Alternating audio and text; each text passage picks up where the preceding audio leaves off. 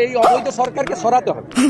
বৈধ সরকার ফিরবে এবং নিরপেক্ষ নির্বাচন। বাংলাদেশে গণতান্ত্রিক পরিবেশ ফিরিয়ে আনা দরকার।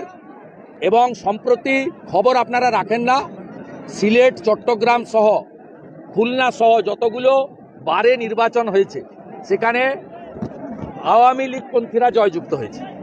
বাংলাদেশে 20% লোক তারা জঙ্গিবাদ, মৌলবাদ, পাকিস্তানিদের পক্ষে, যারা 71-এ হেরেছিল, রাজাকাররা বা তার নাতিপুতিরা। কিন্তু বাংলাদেশের 80% লোক কেবলমাত্র সনাতনীরা নয়, ওখানে অনেক প্রোগ্রেসিভ মুসলিমরাও আছে। তারা বাংলাদেশের উন্নয়ন চায়, যে উন্নয়ন ভারতবর্ষের প্রত্যক্ষ সহযোগিতায় শেখ হাসিনা ওয়াজেদ করেছেন। এবং বাংলাদেশে বর্তমান যে অবস্থা, সেখানে খালেদা জিয়ার সময়, হুসেন মোহাম্মদ এরশাদের সময়ও যে অবস্থা ছিল তার থেকেও খারাপ অবস্থা হয়েছে।